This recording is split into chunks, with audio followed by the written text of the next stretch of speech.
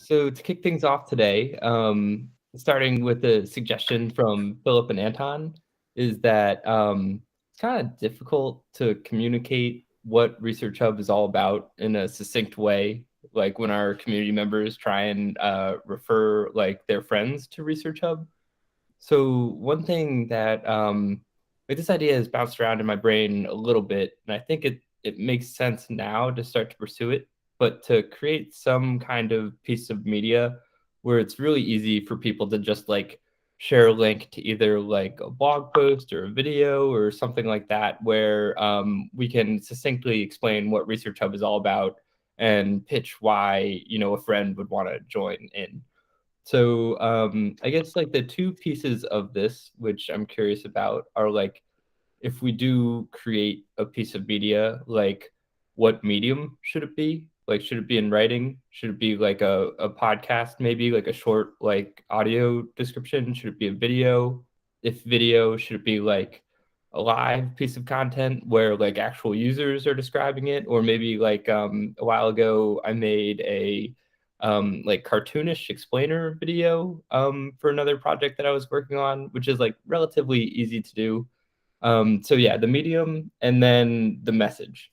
So depending on what we choose to do, like what content should actually like be in this piece of content that's designed to help like attract new people to Research Hub.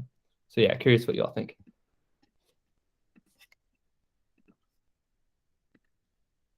I personally would prefer two formats. So one short, kind of like a blurb of text that I can send to people who don't have time to watch the video, right? Just describe what Research Hub is all about. And perhaps the second one is a video. Not a long video, maybe 2, 3, 4 minutes. But that would cover it for me and my needs and kinds of people I interact with usually. Yeah, I personally, so I like what Anton said, like some text.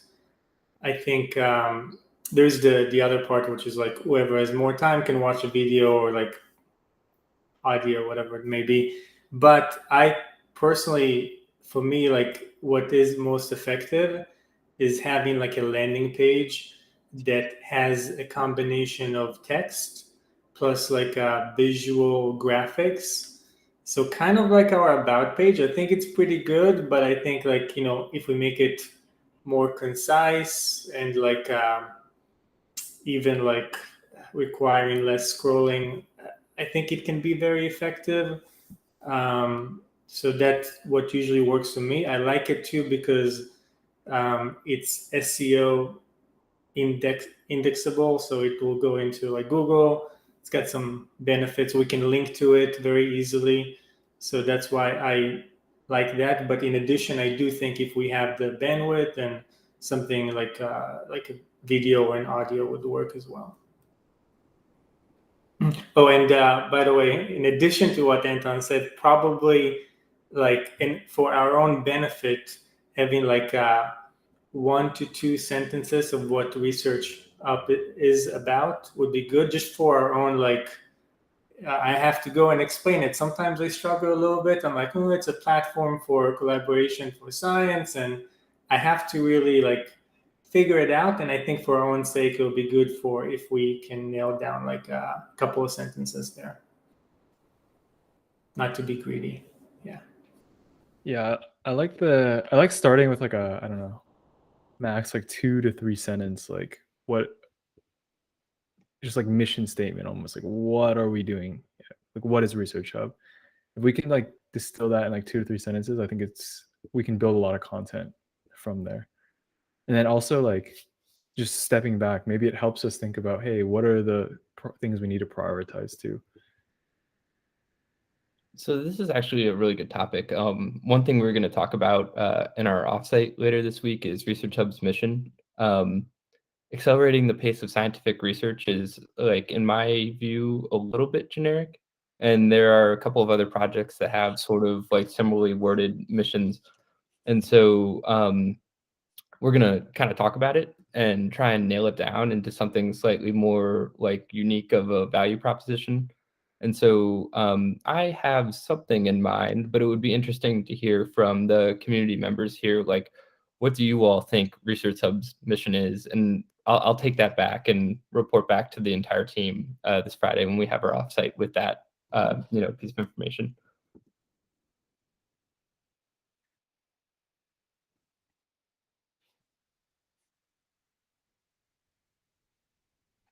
Well, sorry, go ahead. You can go.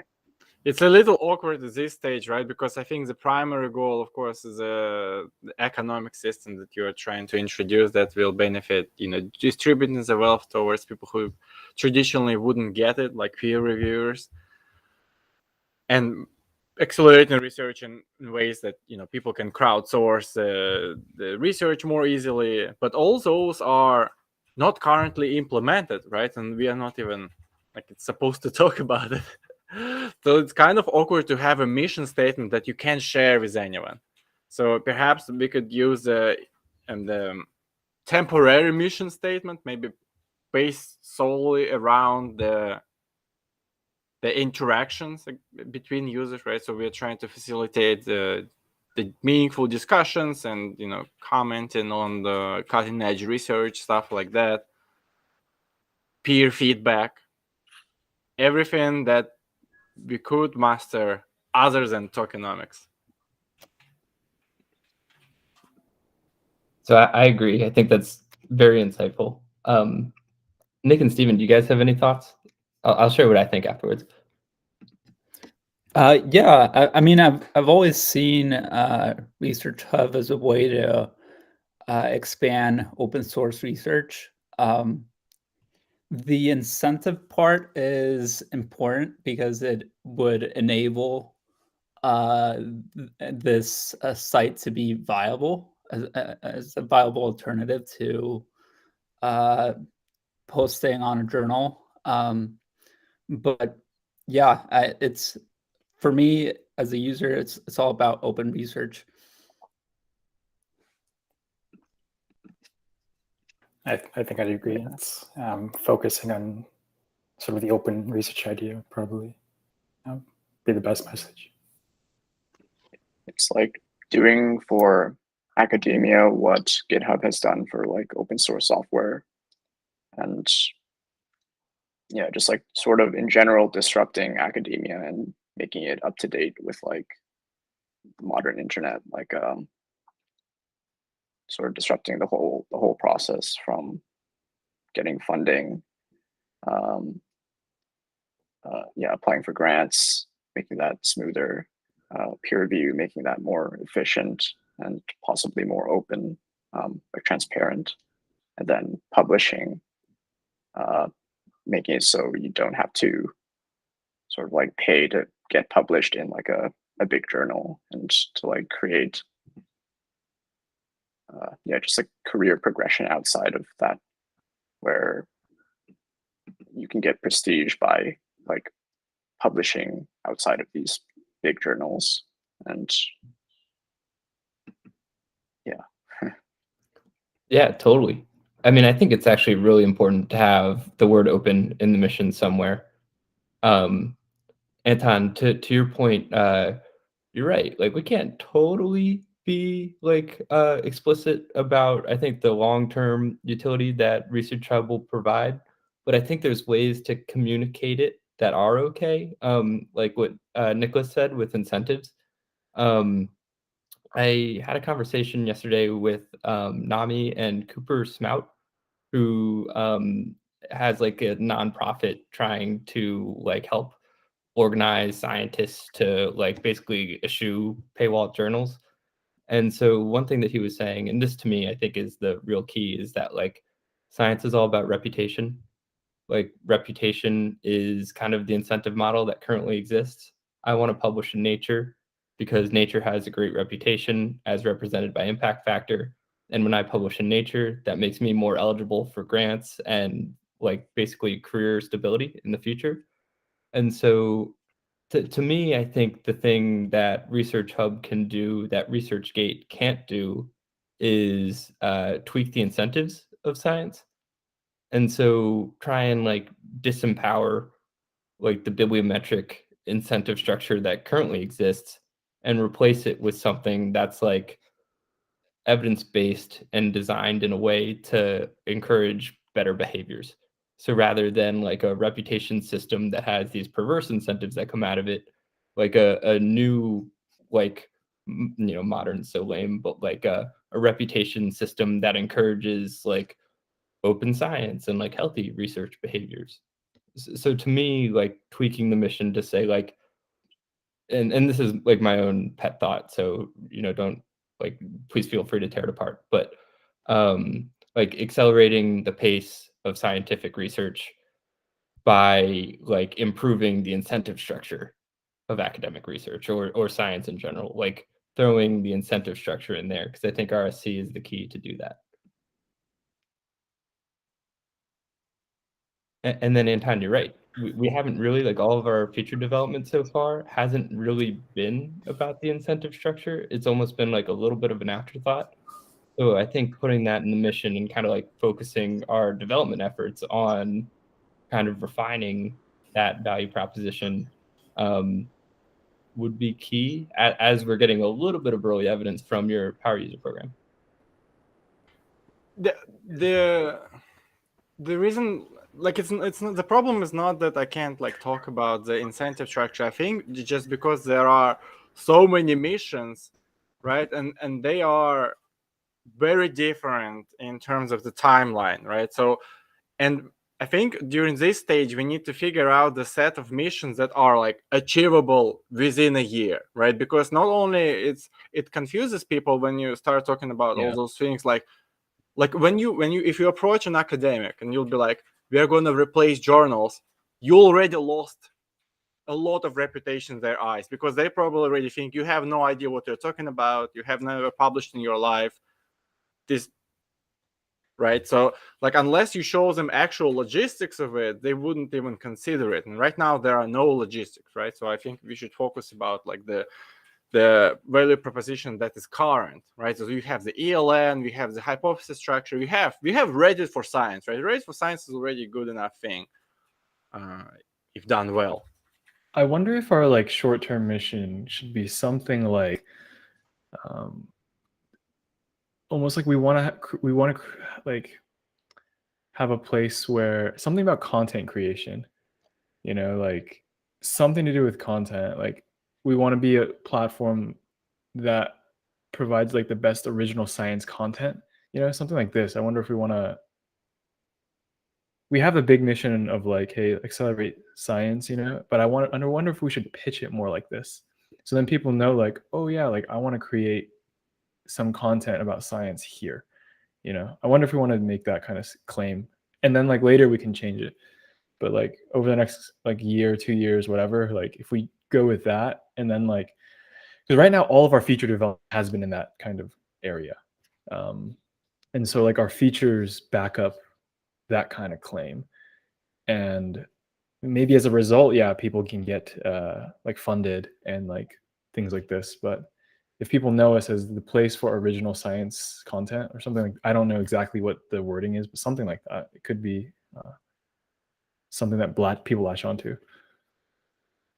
It's like, I don't think you should pitch it as like original science content. It's like science commentary, right? So the comments themselves, they're not, as rigorous as like the peer reviewed published papers. I don't think they should be, right? I think you should be like in between the popular science and actual science type of layer, perhaps. And maybe you could double down this direction and try to reach the popular science producers, right? And try to pitch it to people in academia to submit their papers, not to do like any of the incentive stuff, but to get interested but non-scientific opinions on your paper. Like you have your papers, right? You live in your ivory tower, but what do actual people think about your research?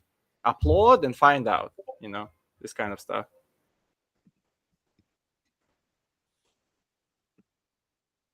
So I guess, Anton, you're thinking content creation and feedback?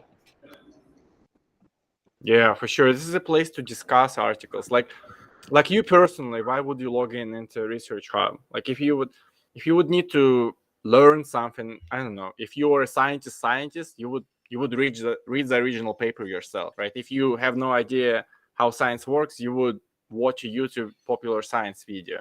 If you're in between, then you would want to hear like what other people think about the article and stuff like that.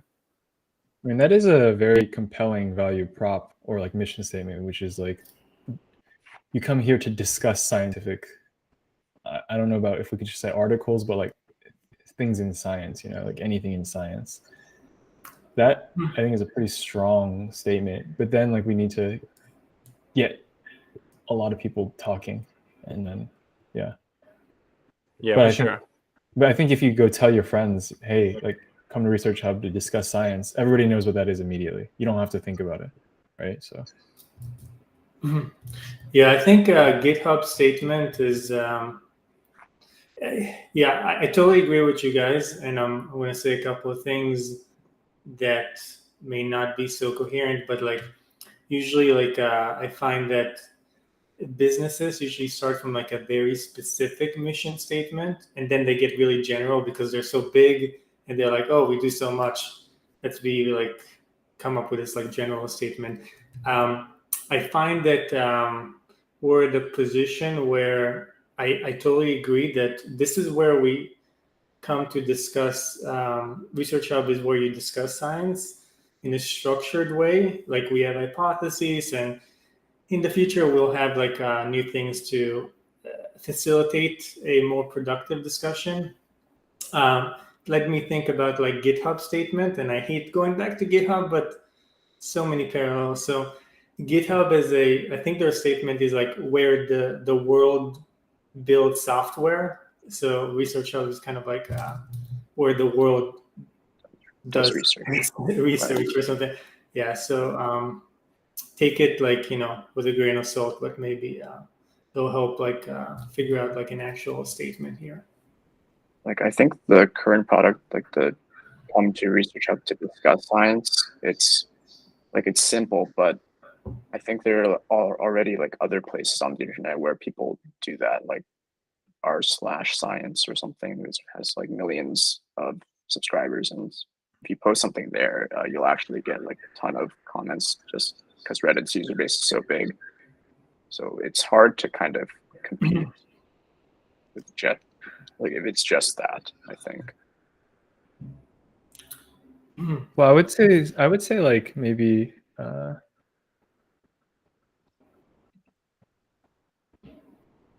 like it's not necessary that we just have to pitch it that like, or like it's just that, but like if you tell like I don't know, like it's almost like well, one there's I don't know, a couple million people talking on our science. It shows that hey, people, there's an appetite for something like this, you know, that people do want to discuss something, right? And then like if we make it as digestible as possible for people, I think it's better, because then like we basically tell people, hey, this is what we want you to do here, and then they say, do I want to do it or not, you know? And then we see like, okay, they don't want to do this specific action, but would they want to do X, Y, Z, you know? So it's like it makes it easier versus like I think if we have too broad of a thing and like too many things we throw at them, now they're like, oh, I don't know what to do here. And I think that might be what Anton is running into sometimes when he's trying to recruit people, because it's like, oh yeah, like it's too broad. Like I don't know what to do here. So I think we do need to probably get narrow and like very specific, and then we can see like, do people want to do this action, right? Yeah, I think you guys actually can compete with our science, right? Just because I think the interface and your implementation is more conducive, to be honest. That's first. And second, I think your focus, I think the chances of meeting an actual scientist on our science is less than on ResearchHub. So the ResearchHub can be kind of this bridge between, like, this is also the place where the authors themselves hang out and regular people, so they can stumble into actual researchers and talk to them. I think that's a very unique opportunity for many people. So I guess trying to nail something down, coming back to GitHub's mission, where the world comes to discuss research? Is there more to it than that? Honestly, I think like we should probably, for the mission statement, our best shot, I think, at like carving out a spot in the market is with Research Coin and like providing incentives that don't exist currently for research. Like we can incentivize like negative results and that kind of stuff, and stuff's important, and you can't really do that right now with the current system. So yeah. But we don't have coins right now. We need a temporary, different narrative. Well, we do have coins. You just don't have a exchange rate. Maybe if we say something like ResearchHub, like I don't know, ResearchHub is a place where people get rewarded for discussing and just discussing research. Or we can put some other verb there. Like we'd have to talk to the lawyers, but I even think you might be able to get away with like earn a living or something like that. I think that's really compelling. Like if you're very specific, and now it's like, okay, I can get paid or I get rewarded by doing research, discussing research, like doing something. If you're like a poor grad student and you can just make money by like posting your work online and like discussing it, like that seems pretty useful, and like a lot of people would I think sign up to do that if it meant that they could get paid. So the problem with people in academia, they're kind of a little behind times on crypto especially, and they're very conservative on where they invest their time and effort. So actually, like I have failed to convince people to join, even though I'm like, okay, I stake my personal reputation, it's going to be worth it. Like I can't disclose any like specific details, but you're going to be satisfied with the output of your labor. Still no, like if we are not allowed to, like if they don't see how you can convert these research coins into something else, and that's also going to be a problem after, even if it's like easily convertible, you will still have to teach people how to do it. Like at some point you will need like a one-click button at the top of the screen to invite people to join, because otherwise they're like, no, what do I need to like make an account on Coinbase? What do I do with this? Where are my glasses? No,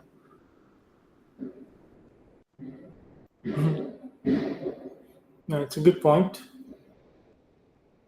I think this is some pretty solid feedback and enough for us to bring to our offsite with like good insight from what the community thinks. Just in the interest of time, because we're at 25 minutes now, I think it makes sense to talk a little bit about the coupling of Research Coin to reputation. Anton, do you mind kind of like giving a quick background there?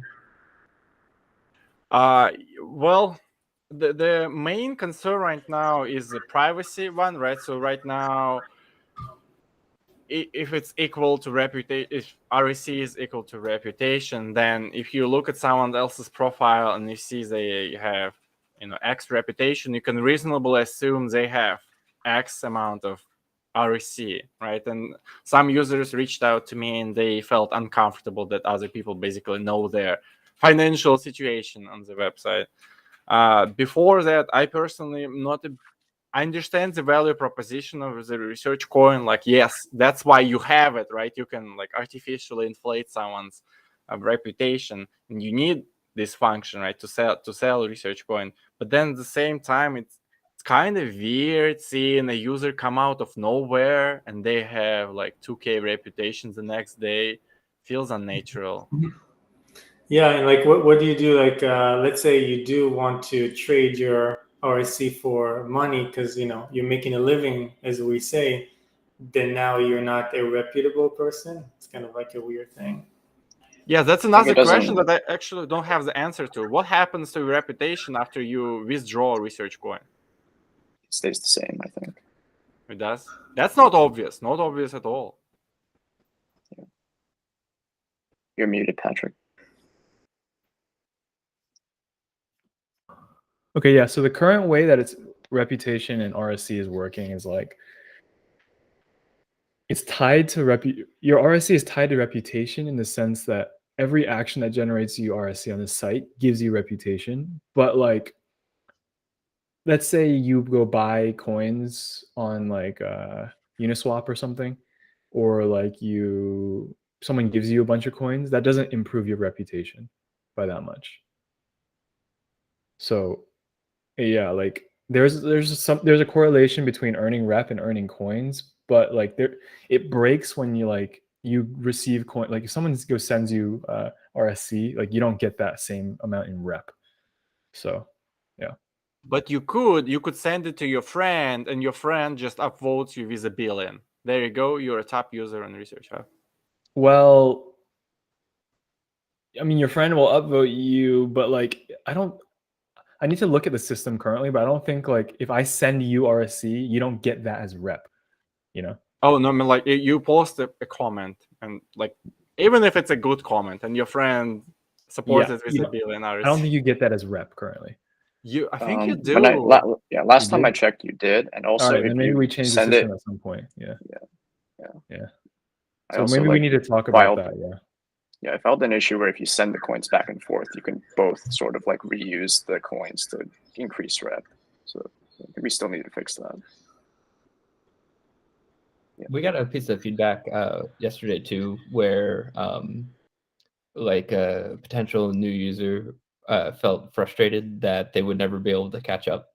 So somebody who is a PhD student and would be a valuable user and probably deserves higher reputation than someone like me was discouraged from contributing because they didn't think they'd be able to catch up. And that's not an ideal situation. So even with like this balance between rep and RSC, like it's pretty complex. And even clearly like our team doesn't have like a full grasp on it.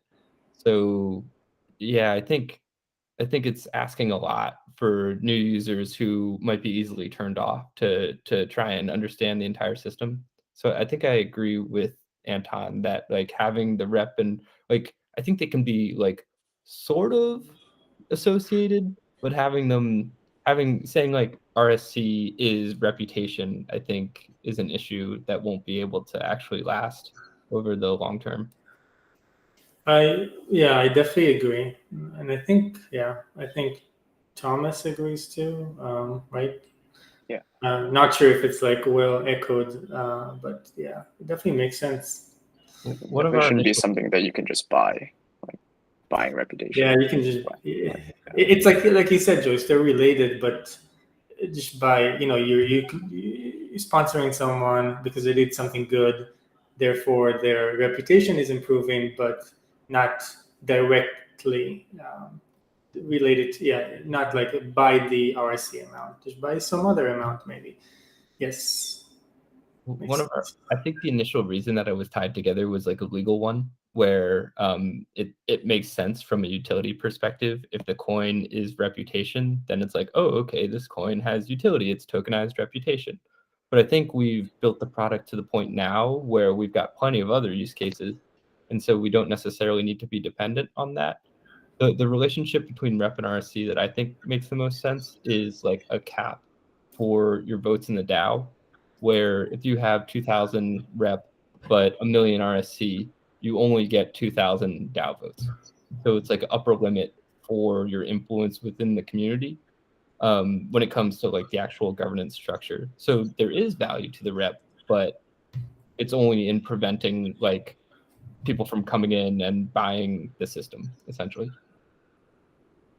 Yeah, and there are so many use cases for the reputation, right? So once we develop the separate hubs, we could have like hub-specific reputation. There are so much potential in it if it's decoupled from RSC and can't be influenced artificially.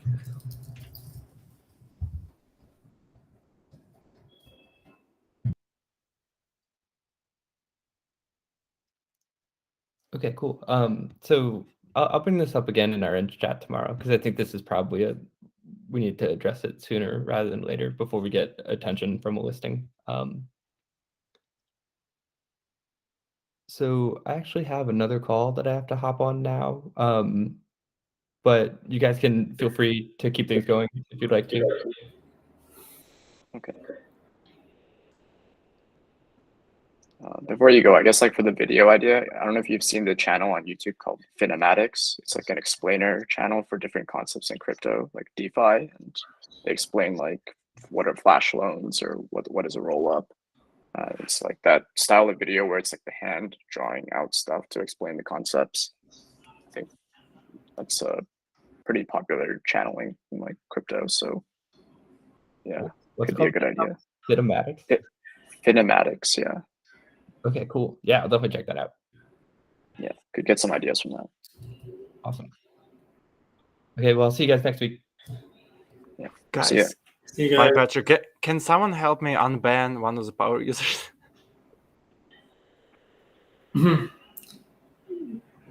Yeah, Pat, you're on mute, by the way. Oh, how did? Yeah, we need to look into how these guys are getting banned. So what happened? What happened was it was duplicate comment. I think they sent it by accident, and I removed one of them, and then everything got removed from their account. And I think their account's kind of under review on their side. Oh, which user was it again? I think, did Leo look into that or no? He hasn't unbanned him yet. I don't think he is. It's Kofi Kawaki. Kofi Kwak. Yeah, this is the one you posted about, right? Mm-hmm. Leo said that he should be reinstated now. Oh, really? But yeah, Okay. that's what he said on Slack. Let's look at his profile and check. Yeah, I think the reason that happened is because basically whenever you perform a moderation action on an account, like you delete one of their posts, it like flags them as, yeah. Their It's a account ban might or be something. back, but everything is gone from what they. Everything is still Hasn't gone. How many done. comments do they have before? Just a few, just like 3 or 2. It shows that right now on their account. 3 Really? comments, 1 paper submission. Yeah. I look at it and it's. Yeah. I see 3 comments, 1 paper submission. What do you see, Anton? I see none. I see 0. Can you share your Oh, wait. screen? See all people. Okay, but maybe I'm looking at the wrong one. There are many people with the same name. I can link it in. Yeah, it's okay. So never mind. He says it's working. So okay, false alarm. All right, Sorry cool. about that, guys. Yeah, I think we should was be good confused. there. Yep. Okay. All right. Have cool. a good trip, guys. Yes. See you. Thanks. All Yeah. right, bye bye. See you, Anton. Bye bye. See you, Pat.